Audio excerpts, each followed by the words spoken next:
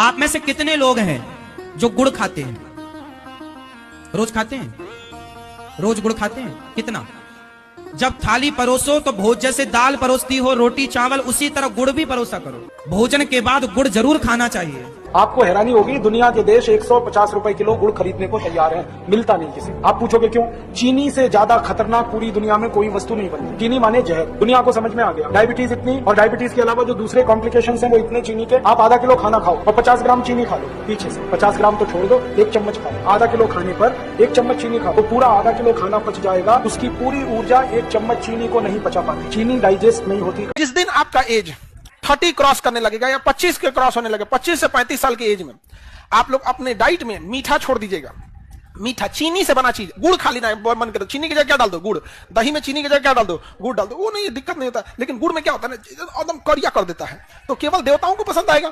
चीनी भी होता है गोरका गोरका, नुकसान करता है गोरका चीनी, समझ रहे हो? तो सबसे पहले इसी को समझ लेते हैं कि गुड़ और चीनी में क्या डिफरेंस है। कि कुछ लोग आपको गुड़ खाने की सलाह तो देंगे पर कहेंगे चीनी से दूर रहो। तो चीनी में ऐसा क्या है जो गुड़ में नहीं है, या गुड़ में ऐसा क्या है जो चीनी में नहीं है?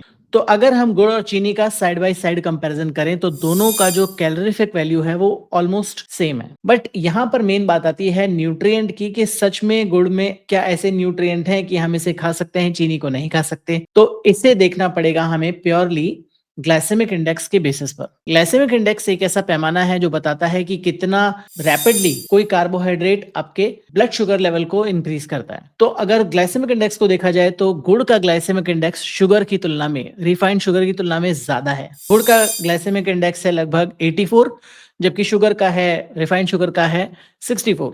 पर ये दोनों ही आपके ब्लड शुगर को उतनी ही तेजी से बढ़ाएंगे। मेन डिफरेंस क्या है गुड़ और चीनी में? गुड़ में कुछ एक्स्ट्रा न्यूट्रिएंट आपको मिलते हैं, जैसे आयरन, कैल्शियम, मैग्नीशियम, पोटेशियम और फास्फोरस, जो नेग्लिजिबल अमाउंट में होते हैं और आप उनको किसी और फूड सोर्स से भी ले सकते हैं। तो एसेंशियली अगर आप गुड़ खाएंगे या चीनी खाएंगे तो दोनों में ज्यादा फर्क आपको देखने को नहीं मिलेगा। दोनों ही आपके ब्लड शुगर लेवल को बढ़ाएंगे और दोनों ही ऑलमोस्ट सेम तरीके से काम करेंगे। तो अगर आप चीनी को छोड़ रहे हैं कि मैं चीनी नहीं खाता, तो आपको गुड़ को भी छोड़ना पड़ेगा। या अगर आप चीनी मॉडरेट अमाउंट में खा रहे हैं तो आपको गुड़ को भी मॉडरेट अमाउंट में ही खाना पड़ेगा। हेलो फ्रेंड्स, मेरा नाम है रवि और यह है लॉजिकल आयाम। नो पॉइंट्स फॉर गैसिंग की आज का इंस्टा ज्ञान एपिसोड डेडिकेटेड है शुगर को, जिसे हाल ही के सालों में सबसे बड़ा विलेन बना दिया गया है। कुछ लोग तो इसे कोकेन से भी कंपेयर करते हैं कि जो एडिक्शन है शुगर का वो कोकेन से भी ज्यादा खराब है, जिस पर हमने ऑलरेडी बात कर ली थी इस वाले वीडियो में।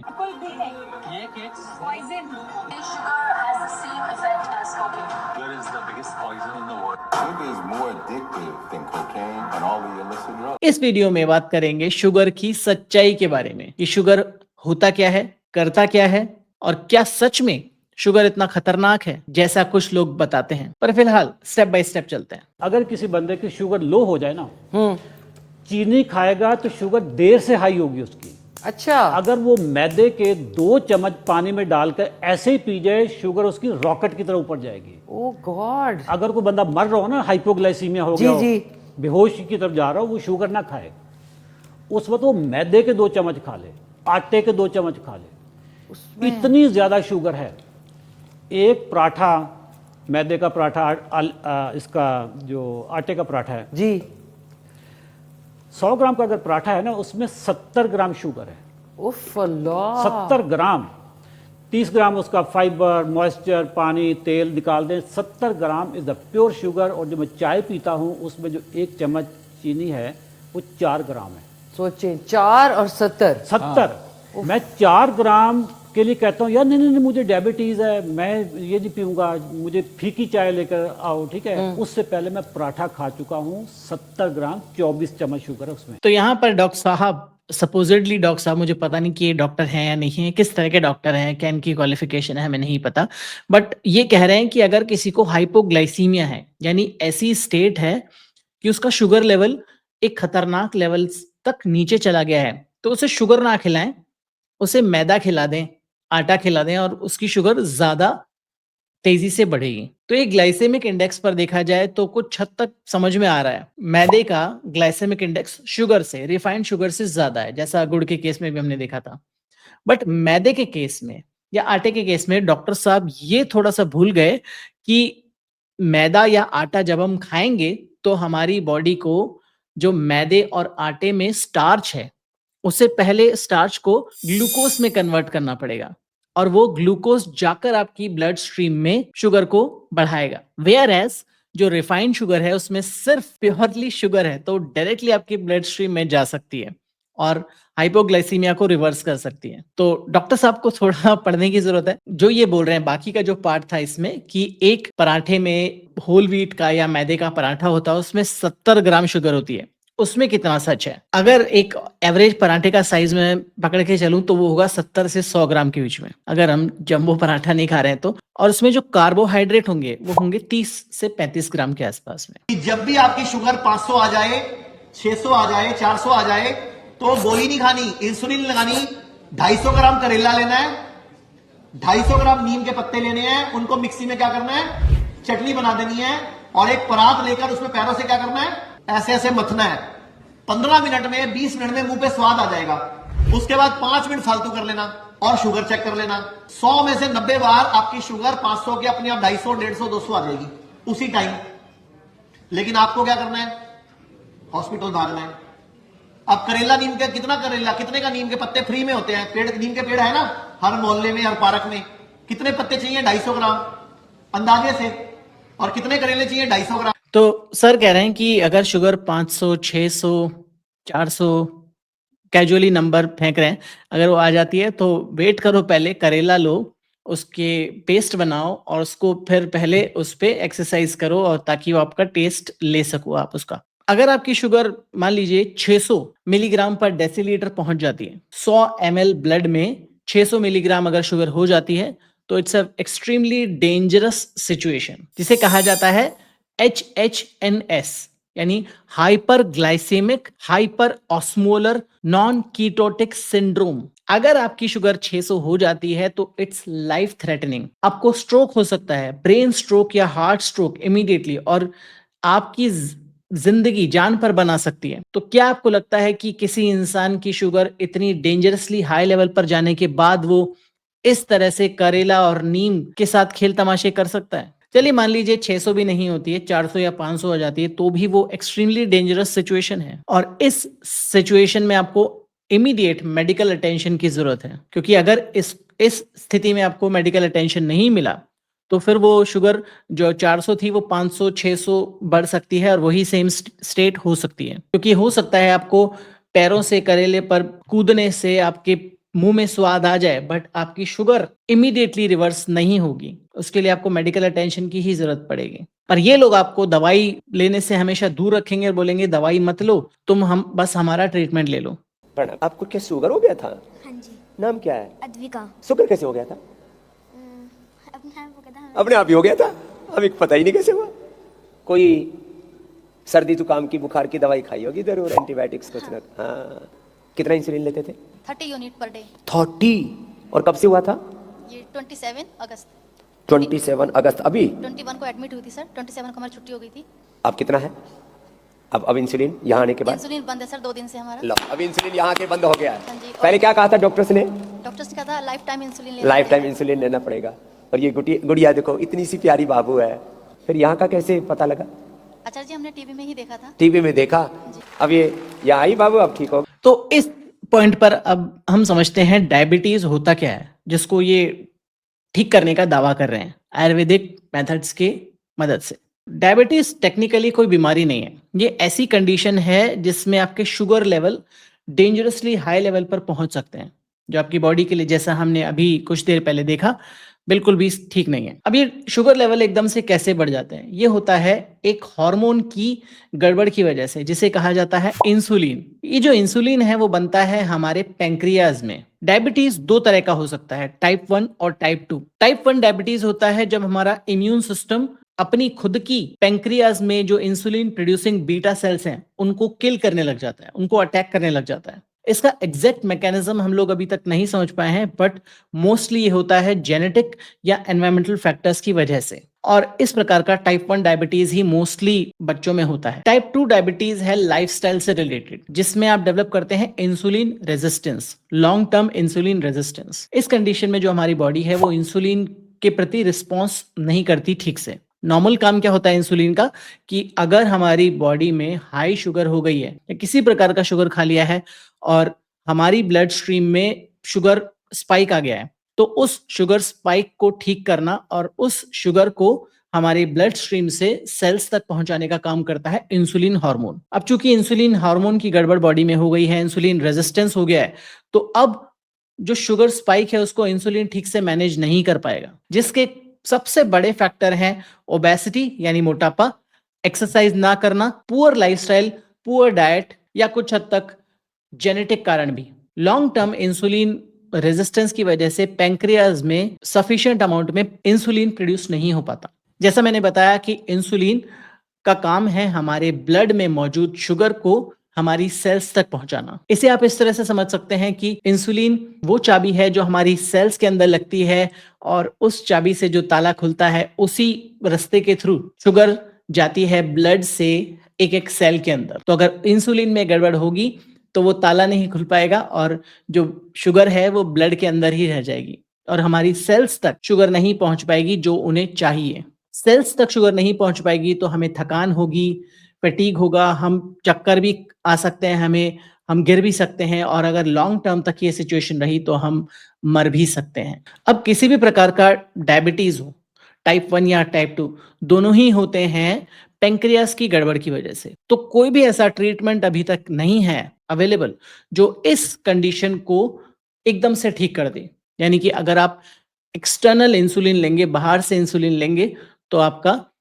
ब्लड शुगर मेंटेन रहेगा। पर अगर आप वो इंसुलिन नहीं लेंगे और कोई और उपाय करते रहेंगे तो वो डायबिटीज जो होगी वो बढ़ती जाएगी और वो खतरनाक स्थिति में भी पहुंच सकती है। मैं यहाँ पर ये नहीं कह रहा हूं कि आयुर्वेदिक मेथड्स काम नहीं करते, पर यह कहना कि आयुर्वेदिक मेथड्स की मदद से डायबिटीज को कंप्लीटली ठीक किया जा सकता है, रिवर्स किया जा सकता है, वो कहना थोड़ा ज्यादा होगा। अब अगला मिथ जिस पर हम बात करने वाले हैं वो है कि क्या शुगर खाने से डायबिटीज होती है? क्योंकि अक्सर हम लोगों को बोलते हुए देखते हैं कि ज्यादा शुगर मत खाओ, डायबिटीज हो जाएगी। क्या ये सही है? शुगर से डायबिटीज होती है, दैट इज वन। नहीं, शुगर खाने से डायबिटीज नहीं होती, that is not one. Sugar खाने से अगर आपको डायबिटीज है तो डायबिटीज बढ़ती है, यस इट बिकम्स वर्स। लेकिन अगर मैं डायबिटिक ना हूं, मेरे को आइसक्रीम बहुत पसंद है, मेरा डाइट काफी अच्छा है, मैं स्लिम हूं, मैं एक्सरसाइज करती हूँ और मुझे हर रोज आइसक्रीम खानी है, डज दैट मीन मैं डायबिटिक बन जाऊंगी? बिल्कुल नहीं। लेकिन अगर मैं सवेरे सीरियल खा रही हूँ जो मीठा नहीं हो, सॉल्टेड सीरियल हो, और मैं दोपहर को राइस खाती हूँ जो मीठा नहीं है, या चपाती ज्यादा खा रही हूँ लेकिन मैं प्रोसेस खा रही हूँ, मैं चिप्स खाती हूँ शाम को जो नमकीन है, स्वीट नहीं है, मैं बिस्किट खा रही हूँ, नमकीन बिस्किट, मुझे डायबिटीज होना ही है, क्योंकि all savoury, all salty carbohydrate sugar में बदलता है बॉडी में। अब इस बात का जवाब तो हमको मिल गया कि शुगर से डायबिटीज नहीं होती। अगर आप शुगर खाएंगे तो आपको डायबिटीज, ऐसा नहीं है कि आपको डायबिटीज जरूर हो जाएगी, बट अगर आप रेगुलरली प्रोसेस्ड फूड खाएंगे, लगातार अपना ध्यान नहीं रखेंगे, एक्सरसाइज नहीं करेंगे, सेडेंटरी लाइफस्टाइल अपनाएंगे, तो आपको डायबिटीज होने का खतरा ज्यादा हो जाएगा, क्योंकि आपका जो पैंक्रियाज है उसकी एक लिमिट है इंसुलिन प्रोड्यूस करने की, शुगर को मेंटेन करने की, रेगुलेट करने की। तो अगर आप नहीं करेंगे ये सब और उसको टेक फॉर ग्रांटेड लेंगे तो there is a very good chance कि आपको लेटर ऑन टाइप 2 डायबिटीज हो सकती है। lot of people are no carbohydrate, low carb, no carb, all these hangama fellows, they don't know what they are talking. Our primary metabolism is carbohydrate metabolism. It is the glucose burning that gives energy, whether it is an elephant or whale or lion or your rat or a small bird. Every living cell burns glucose to get energy. कोई भी organism हो, bacteria से लेकर एक इंसान, सभी में जो भी मेटाबॉलिज्म होता है, यानी कैसे हम एनर्जी प्रोड्यूस करते हैं और कैसे एनर्जी को खर्च करते हैं, वो ग्लूकोज के जरिए ही होता है। उसका सेंट्रल मॉलिक्यूल है ग्लूकोज, ग्लूकोज से शुरू होता है और सभी चीजें ग्लूकोज में बन भी जाती हैं। अगर आप ग्लूकोज नहीं खाएंगे तो आप अपनी बॉडी को सस्टेन नहीं कर सकते। अब ये ग्लूकोज जो होता है या शुगर होता है वो ऑलमोस्ट हर कार्बोहाइड्रेट कंटेनिंग फूड में होता है। रिफाइंड शुगर जो आप खा रहे हैं उसमें भी ग्लूकोज है, क्योंकि वो है सुक्रोज, जो बनता है 1 मॉलिक्यूल ऑफ ग्लूकोज और 1 मॉलिक्यूल ऑफ फ्रक्टोज से, जो आपका टेबल शुगर है। अब बात करते हैं कॉम्प्लेक्स कार्बोहाइड्रेट्स की। जैसे आपने ब्रेड खाया तो ब्रेड में है स्टार्च, स्टार्च है एक polymer, repeating units of glucose, यानी कि अगर आप ग्लूकोज को लाइन बाय लाइन लगा दें और उनकी शीट बना दें तो आपको मिलेगा स्टार्च। तो अगर आप स्टार्च कंटेनिंग फूड खाएंगे तो it will take some time, हमारी बॉडी को टाइम लगेगा उसको डाइजेस्ट करने में, स्टमक में, हमारी इंटेस्टाइन में, और वो डाइजेस्ट कर आके उसको ग्लूकोज में परिवर्तित कर देगी और वो ग्लूकोज आ जाएगा आपकी ब्लड स्ट्रीम में। बट एक रिफाइंड शुगर और एक ब्रेड या पराठा खाने में टाइम लगेगा। रिफाइंड शुगर क्योंकि उसको डाइजेस्ट नहीं करना तो तुरंत आपकी ब्लड स्ट्रीम में चली जाएगी, और जो पराठा या पोहा या कोई और कॉम्प्लेक्स कार्बोहाइड्रेट कंटेनिंग जो स्टार्च है उसको प्रोसेस करने में टाइम लगेगा और उसके बाद वो ब्लड स्ट्रीम में जाएगा। तो जितना ज्यादा स्लो डाउन होगा हमारा डाइजेशन उतना बेहतर होगा, क्योंकि धीरे धीरे शुगर रिलीज होगी हमारी ब्लड स्ट्रीम। अब इसको सिंपल भाषा में समझ लेते हैं कि कैसे, अगर आप मान लीजिए एक ग्लूकोज मॉलिक्यूल है, उससे कैसे हमारी बॉडी एनर्जी बनाती है। कोशिश करूंगा इसको सिंपल से सिंपल भाषा में समझाने की। तो सबसे पहले जब आप ग्लूकोज खाते हैं, या तो प्योर शक्कर, शुगर, या फिर कॉम्प्लेक्स कार्बोहाइड्रेट, वो सबसे पहले ग्लूकोज में परिवर्तित होता है और ये प्रोसेस होता है हमारे स्टमक में, डाइजेशन प्रोसेस। यही ग्लूकोज हमारी आंतों से हमारे ब्लड में चला जाता है और वही ग्लूकोज ब्लड में जाकर शुगर स्पाइक करता है, डिपेंडिंग ऑन कि वो कितना जल्दी हमारी आंतों से ब्लड स्ट्रीम में आया है। हमारे ब्लड के साथ ये ग्लूकोज पूरे शरीर में घूमता रहता है और जहां जहां पर इसकी जरूरत होती है उस हर सेल में ये पहुंचाया जाता है। अब चूंकि ये काम ग्लूकोज अकेला नहीं कर सकता, वो खुद से ब्लड स्ट्रीम से एक एक सेल में नहीं जा सकता, इसके लिए उसको जरूरत है इंसुलिन हार्मोन की। वही इंसुलिन हार्मोन जो डायबिटीज के समय अपना काम करना कम कर देता है या बंद कर देता है। जैसा मैंने बताया था कि इंसुलिन हार्मोन एक चाबी की तरह काम करता है जो एक एक सेल में जाकर वो ताला खोलता है और उसी पैसेज से शुगर जाती है एक एक सेल के अंदर और वहां पर उसको पोषण देती है, सेल को ग्रो करती है। अब वो पोषण देना या ग्रो करना कैसे होता है? ये होता है एक प्रोसेस जिसको कहा जाता है ग्लूकोज मेटाबॉलिज्म, जो शुरुआत होती है जिसकी ग्लाइकोलाइसिस से। कॉम्प्लिकेटेड नाम लग रहा होगा, बट यही ग्लाइकोलाइसिस है जिसकी मदद से हमारा शरीर ग्लूकोज से डायरेक्ट एनर्जी बनाता है। सीरीज ऑफ रिएक्शन होती हैं और उस सीरीज ऑफ रिएक्शन के ऑलमोस्ट हर स्टेप पर एटीपी बनते हैं। ATP stands for adenosine triphosphate. यही एटीपी हैं जो हमारी body directly as energy use करती है। इसे आप एनर्जी करेंसी भी बोल सकते हो। और ये एटीपी हमारी बॉडी लगातार 24 घंटे बिना रुके बनाती रहती है। इस एटीपी के साथ हमारी बॉडी एक और बहुत महत्वपूर्ण मॉलिक्यूल बनाती है जिसे कहा जाता है पायरुवेट। यही पायरुवेट आगे जाकर और प्रोसेस होता है और बहुत सारे एटीपी बनाता है जिसे कहा जाता है सिट्रिक एसिड साइकिल या ट्राई कार्बोक्सिलिक एसिड साइकिल। इस पूरे प्रोसेस के अंत में सिर्फ दो चीजें बनती हैं। अब चूंकि ग्लूकोज बना है कार्बन, हाइड्रोजन और ऑक्सीजन से, तो इसके अंत में आपको मिलेगा कार्बन डाइऑक्साइड और पानी। वही कार्बन डाइऑक्साइड हमारी सेल लंग्स के थ्रू बाहर एक्सपेल कर देती है और उस कार्बन डाइऑक्साइड को कैरी करता है हीमोग्लोबिन। वही हीमोग्लोबिन जो ऑक्सीजन को एक एक सेल तक लेके आता है। अगर हमारी बॉडी में बहुत सारा एक्स्ट्रा ग्लूकोज है तो वो ग्लाइकोजन में स्टोर किया जा सकता है। ग्लाइकोजन स्टोर किया जाता है लीवर में या मसल्स में,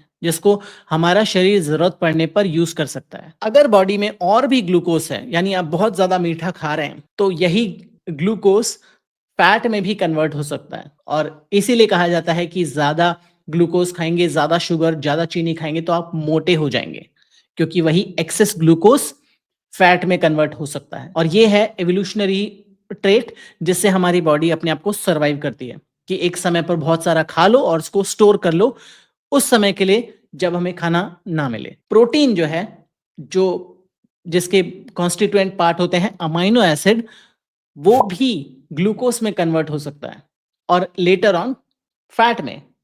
यानी कुछ भी हो हमारी बॉडी में वो ग्लूकोज मेटाबॉलिज्म के थ्रू ही जाता है। ये सेंट्रल पार्ट है हमारी बॉडी का।